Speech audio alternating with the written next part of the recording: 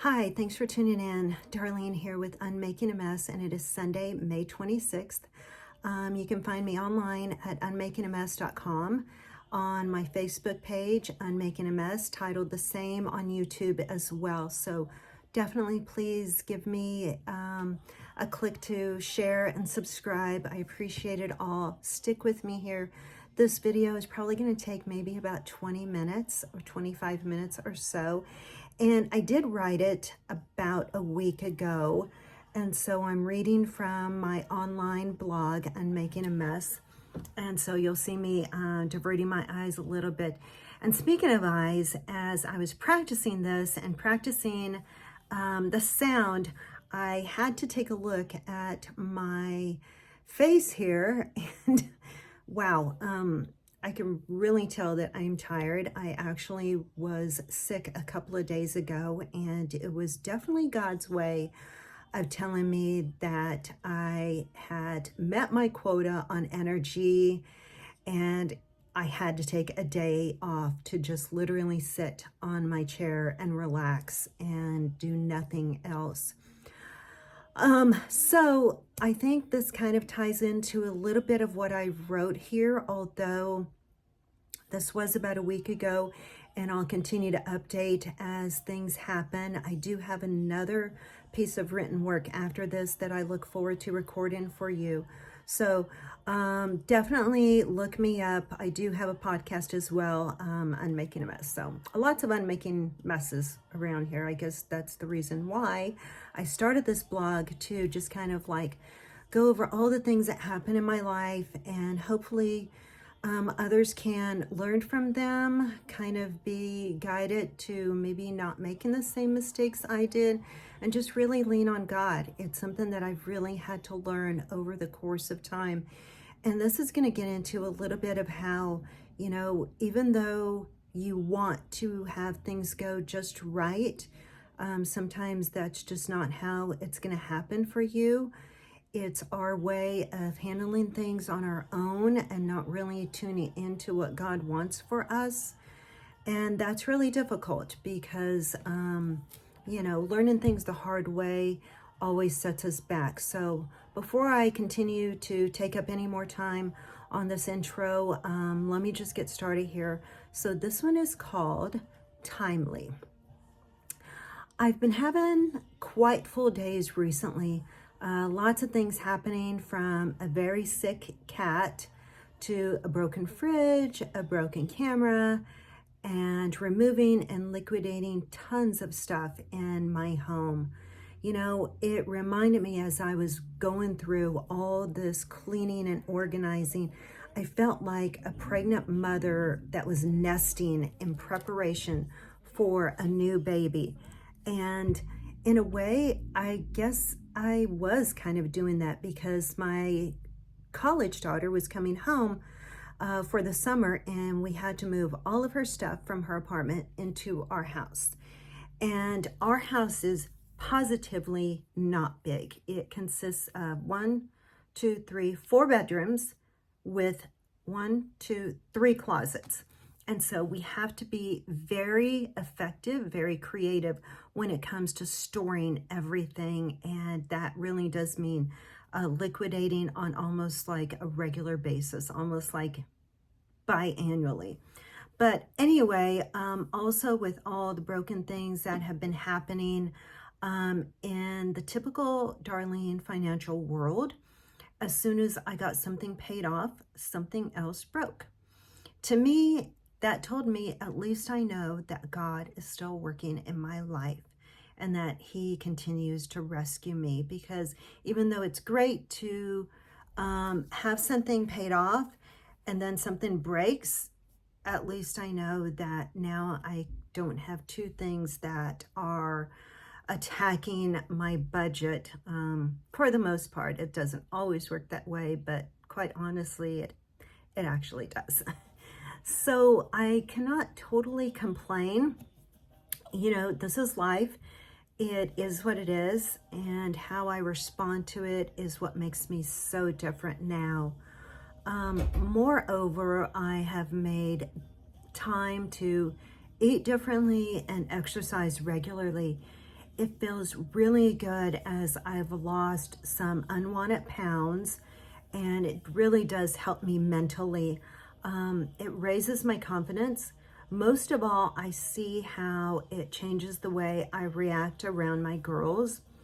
I'm not sure that I ever realized how my health really was affecting the way I parent.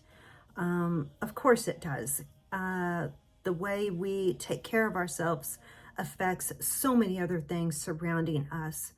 But when you're not feeling good about yourself, it's not easy to feel good about other things in your life. It just kind of like, for me personally, it just kind of lowers my confidence in when I'm handling things around me, just because I do feel like, in my case, I just felt sluggish and like I was always lacking a certain amount of energy that I wish I had, and I just could not garner up.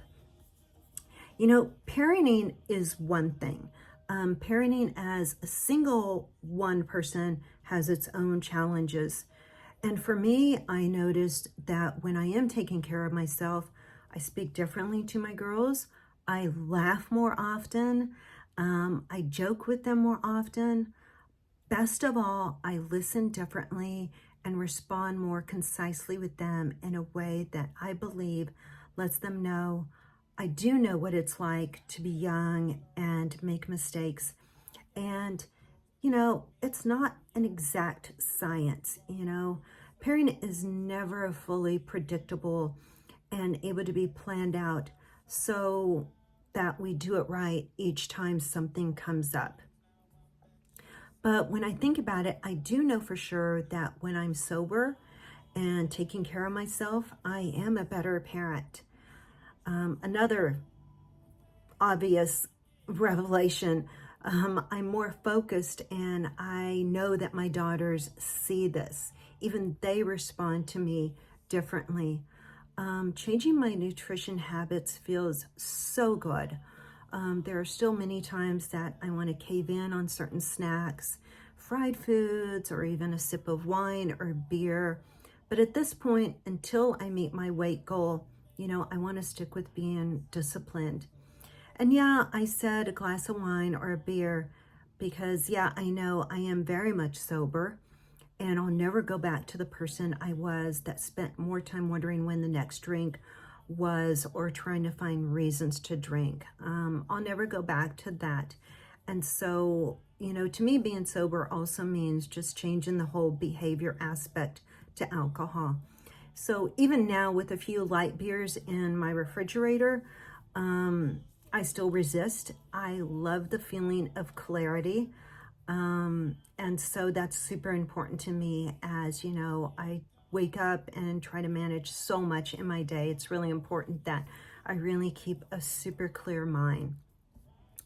I am going to get really transparent here, is where, this kind of gets really deep into something that I've been wanting to get into. So work with me here, and definitely stick with me here, because perhaps this is what God intends of me, kind of using all that gunk in my life in hopes to help someone. So years ago, like many years ago, maybe 30 or even a little more, I can't exact the date, I was super hooked on meth. Yeah, methamphetamines, crank, whatever you want to call it. Yeah, I said that. It was for us the cheap way of getting a cocaine high, although I did do cocaine as well, and I did not like it because it was kind of more of a depressant for me. I liked the feeling of meth because it had me going, just constantly doing things, but it was all unproductive stuff, just kind of like running circles. So we did think of it, I know others thought of it as a cocaine high, but not for me. But I guess some thought of it that way because it was more accessible, because we couldn't afford coke, and so we did meth. And we would cut it so that we had plenty to spare. Cutting means that you add a similar non-toxic powder to it to make it go farther. So we did this to sell it and talk about the money we made. Wow, I'm being really, really real here with you. Really real. Really transparent, and just kind of like digging into an area of my life that I never thought that I could be honest about. But, you know, if others can do it, so can I. And it's the past. I mean, our past is kind of part of who we were and where we've come from and who we are now. Nonetheless, as I was talking, you know, we did meth, we used it, we sold it, and we made lots of money from it. And we made all this money, you know, to supplement our addiction. Anyway, that's the truth about that. You kind of get the idea of one aspect of who I was that lasted probably for about 2 or 3 years, at least, until one day I was waking up like at 9 in the morning after getting a couple hours of sleep, because that's what we did. I mean, you pretty much started using it around 6 or 7 in the evening, and then it would start to kick in, and pretty soon you were up all night. And then you, or me, I just did what I could to feel normal and try to get a couple hours of sleep to feel like I was doing something that I was supposed to do. But after I'd get those couple hours of sleep, I woke up one day and I just decided that I hated staying up all night, only to get a few hours of sleep and attempt to navigate my days in a cloudy, hazy brain fog. And it was like it just hit me. I was over it. It's all unclear to me, as it was so many years ago, like really what I did to just discover that I was done with it. But I was really super thin. I was probably like 80 to 90 pounds, you know, like in my early 20s. I had lost a job that I loved very much, and I'm not even sure how I actually worked that job, knowing that I was doing this substance on a regular basis. I then got another job where I could not even work or get through 5 hours in a day without sneaking into the bathroom for a fix. Yeah, readers and listeners, that was me, Darlene, that did all this stuff, and that's not even half of it. You know, it wasn't like me. I was really young. I was a young adult, but I was able to know right from wrong. Yet the easy way was to do wrong and keep feeding the addiction, because I was afraid to live and face the days as a regular person. Facing my days without substances had been a challenge for me, because for years I watched my mom, men, boyfriends, friends, use substances to get through their days. And I felt like that's pretty much what you did. And once, I was able to do this, I thought that was the normal way of handling life. If everybody else was doing it, then I guess that was what we were supposed to do. I am very ashamed of doing that, especially when I had my son. It's a painful part of my past that I think about. And, I feel like there's so much now that I feel like I'm still making up for. But I think for me, that's the thing about it. You can make up for those things, but you also have to give yourself a lot of grace and forgiveness and realize that you did, and you were able to set it aside and change who you are. But drugs will do that to you when you come clean and leave it all behind. Not only drugs, but the enemy will do that to you. The enemy, as in Satan. Drugs and the enemy want you to feel like you screwed up so much already. There's no point in trying to make up for it now. There's too many years wasted, is what the enemy will try to make you think. But the truth is, there's always time. As long as you're up and you're walking and you're alive and you're thinking, there's always time, to change things, no matter what the vice is. Clarity. Satan does not like clarity, which is where I was going with this. Clarity means that we are able to think clearly and focus on what is meaningful and good. I know there is a Bible verse that references this, and as soon as I find it, I'm going to attach it to this podcast, this episode, this blog. But for now, I think what was more important to me is that I just got all this written down, recorded, and put out there, because I needed to do it with the bravery and courage that I was really feeling. And I feel like, the Holy Spirit was just convicting me to just, put it out there for others to see and realize that, even if something happened years upon years ago and you wish, things had changed sooner, there's always time to change and let God in. When we are able to use our minds for good, good comes from it. So, that's always basic, but not always easy to do. And I'm here to say that when I let go one drug after another, more on that later, I was one step closer to being, who God intended me to be. Yeah, I do wish that it had all happened a lot sooner, but that was my plan that was not working.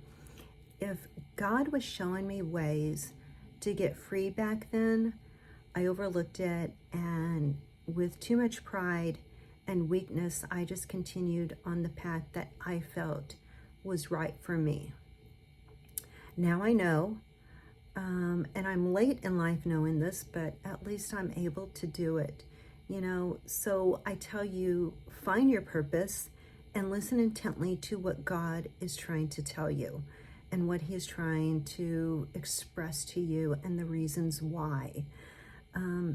Even if I don't become some great writer, I wish or pray that I can, I know one thing I've done, and that is finding the strength to move on at whatever aspect or whatever point of no return it took me.